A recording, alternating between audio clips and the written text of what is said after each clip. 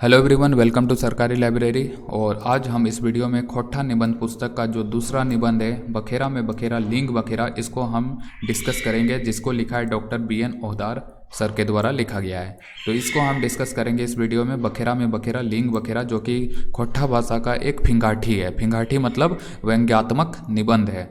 तो इसको हम डिस्कस करेंगे। तो चलिए शुरू करते हैं। शुरू करने से पहले देखिए, जो हमारा खोट्ठा भाषा एवं साहित्य है उसका ई बुक आ रहा है, तो उसको आप बाय कर सकते हैं। मात्र 100 रुपया चार्ज है, 1 साल का वैलिडिटी है। और व्हाट्सअप नंबर आपको स्क्रीन पे दिया हुआ है, इस पर आप टेक्स्ट मैसेज छोड़ सकते हैं, जिसमें आपको खोट्ठा भाषा एवं साहित्य जो है तो वो पूरा हिंदी के माध्यम से थ्योरी प्रोवाइड किया जाएगा। साथ ही खोट्ठा भाषा एवं साहित्य से जो भी क्वेश्चन बन सकते हैं उन सभी का क्विज प्रोवाइड किया जाएगा। और जब आपका एग्ज़ाम आएगा, JSSC का कोई भी वैकेंसी आएगा जिसमें कि खोट्ठा भाषा एवं साहित्य होगा शामिल सिलेबस में, तो उसी के सिलेबस के अकॉर्डिंग आपको टेस्ट सीरीज भी प्रोवाइड किया जाएगा मात्र 100 रुपया में। तो आप इसको ज्वाइन कर सकते हैं। तो चलिए, जो आज का हमारा निबंध संख्या 2 है बखेरा में बखेरा लिंग बखेरा, तो उसको हम डिस्कस करते हैं।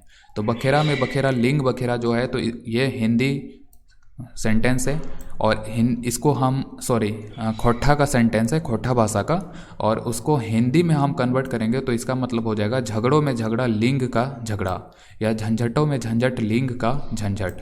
तो यहाँ पे जो है लिंग, जैसे कि होता है ना, पुल्लिंग होता है, स्त्रीलिंग होता है, नपुंसक लिंग होता है, तो इन्हीं के बीच में जो झगड़ा उत्पन्न हो जाता है कि कौन सा पुल्लिंग है, कौन सा वस्तु जो है स्त्रीलिंग है। तो इस टाइप का जो झगड़ा हो जाता है लिंग को लेकर, तो उसी के बारे में यहाँ पे लेखक के द्वारा चर्चा किया गया है, वर्णन किया गया है व्यंग्यात्मक भाषा में।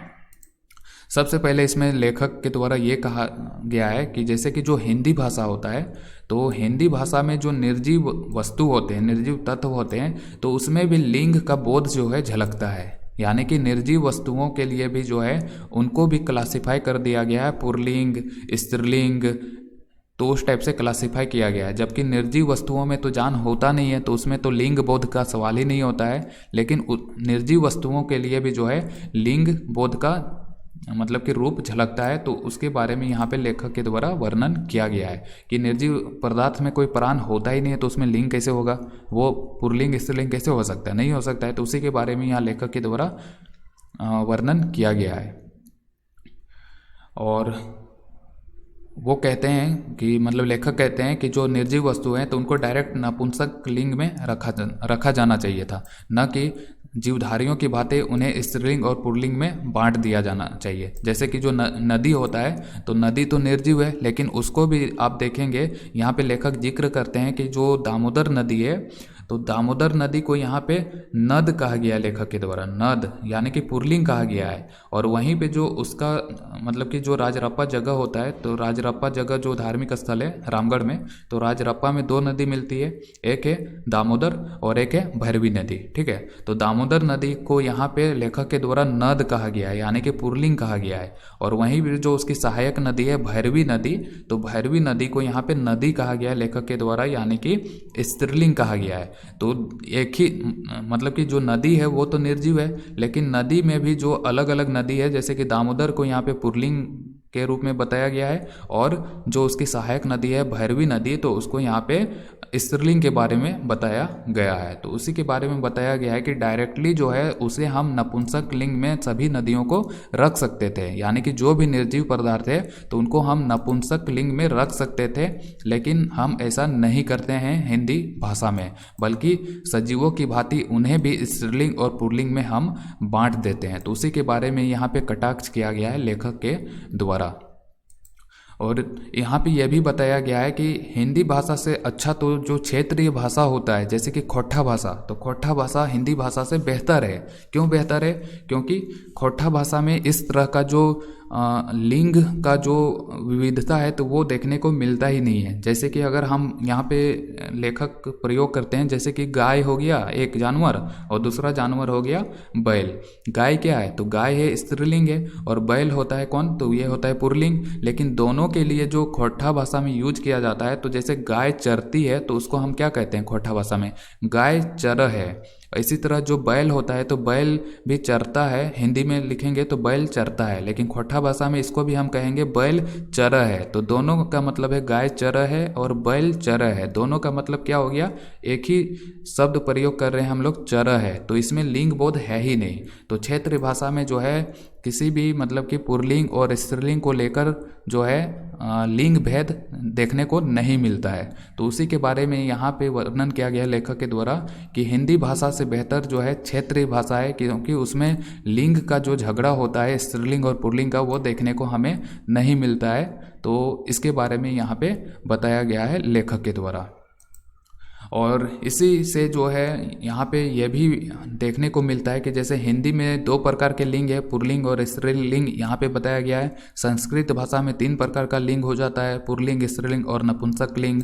और जो क्षेत्रीय भाषा है तो सबसे पहले तो इसमें बताया गया कि लिंग भेद देखने को मिलता नहीं है बोलचाल की भाषा में, लेकिन फिर भी जो क्षेत्रीय भाषा है तो उसमें भी पुल्लिंग होता है, स्त्रीलिंग होता है, नपुंसक लिंग होता है और एक होता है उभय लिंग। तो क्षेत्रीय भाषा में 4 प्रकार का लिंग यहाँ पे मतलब कि इसी में देखने को मिलता है।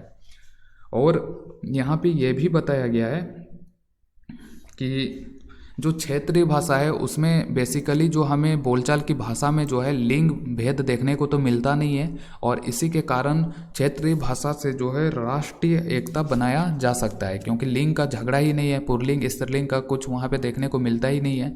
तो इसी के कारण से जो है राष्ट्रीय एकता को बनाया जा सकता है क्षेत्रीय भाषा के प्रयोग से, जबकि हिंदी के माध्यम से नहीं बनाया जा सकता है, क्योंकि उसमें लिंग का हमेशा झगड़ा रहेगा। तो हमेशा जो है जैसे कि पुल्लिंग को ज़्यादा अधिकार मिला हुआ है, स्त्रीलिंग को कम मिला हुआ है, तो क्योंकि लिंग के रूप में हमने क्लासिफाई कर दिया है सजीवों को, तो पुल्लिंग को ज़्यादा अधिकार, स्त्रीलिंग को कम अधिकार। लेकिन खोटा भाषा में तो वैसा है नहीं, पुल्लिंग को भी समान अधिकार, खोटा और जो स्त्रीलिंग है तो उसको भी समान अधिकार मिलेगा, क्योंकि लिंग तो वहाँ पे देखने को मिलेगा ही नहीं। तो इसी के कारण से बताया गया है कि क्षेत्रीय भाषा से राष्ट्रीय एकता जो है लाया जा सकता है, यहाँ पे लेखक के द्वारा यही बताया गया है। और 2 नदियों का नाम याद रखिएगा, कौन कौन सा नदी का जिक्र हुआ है, दामोदर नदी, और उसकी सहायक नदी कौन सी है, तो भैरवी नदी। कहाँ पे मिलती है, राजरप्पा नामक जगह पे, रामगढ़ पे। तो उन दोनों के बारे में यहाँ पे बताया गया है। दामोदर जो कि पुल्लिंग के रूप में वर्णन किया गया है, और भैरवी जिसको कि स्त्रीलिंग के रूप में वर्णन किया गया है लेखक के द्वारा।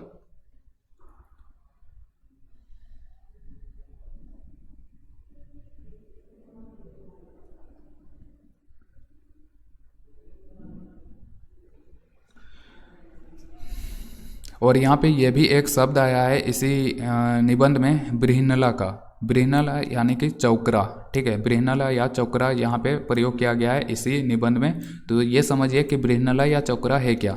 महाभारत आपने देखा होगा, तो महाभारत में क्या हुआ है कि महाभारत में जो पांडव हैं तो जब वो वनवास में थे, तो वनवास के दौरान ही जो अर्जुन है तो वो स्त्रीलिंग का रूप लेते हैं, और वो जो स्त्रीलिंग का रूप लेते हैं तो उसी को बृहनला रूप कहा जाता है, ठीक है।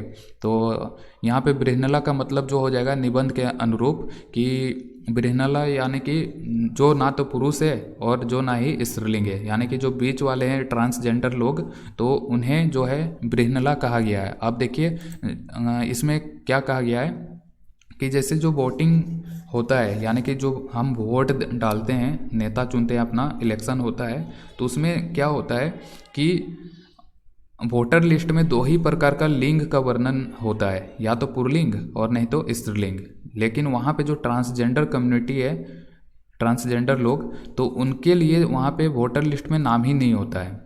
सिर्फ या तो आप पुल्लिंग है तभी आपका नाम होगा, और नहीं तो स्त्रीलिंग है तभी आपका नाम होगा। लेकिन जो ट्रांसजेंडर लोग हैं तो उनका वहाँ पे नाम नहीं होता है। क्यों? क्योंकि वो ना तो पुल्लिंग में आते हैं ना ही स्त्रीलिंग में आते हैं, ठीक है। तो जो पुल्लिंग और स्त्रीलिंग में नहीं आएगा तो उन्हीं को बृहनला कहा जाता है, और इनका जो है वोटर लिस्ट में नाम भी नहीं होता है, क्योंकि ये पुल्लिंग और स्त्रीलिंग के अलावा लोग होते हैं। तो इसी के कारण से यहाँ पे ये याद रखिए कि बृहनला का मतलब क्या होता है। इसको यहाँ पे चौकरा कहा गया है, यानी कि जो ट्रांसजेंडर लोग होते हैं तो उन्हीं को यहाँ पे बृहनला कहा गया है, और इनका जो है वोटर लिस्ट में नाम भी नहीं होता है, क्योंकि ये पुल्लिंग भी नहीं होते हैं और स्त्रीलिंग भी नहीं होते हैं, जबकि ये सजीव होते हैं, व्यक्ति की तरह ही होते हैं, लेकिन इनका नाम नहीं होता है वोट लिस्ट में। तो ये भी यहाँ पे ध्यान रखिएगा। तो उम्मीद है कि ये निबंध जो है तो मैं आपको समझा पाने में समर्थ रहा होऊंगा। तो इसी तरह के और भी वीडियो देखने के लिए सरकारी लाइब्रेरी को सब्सक्राइब करें। Thank you.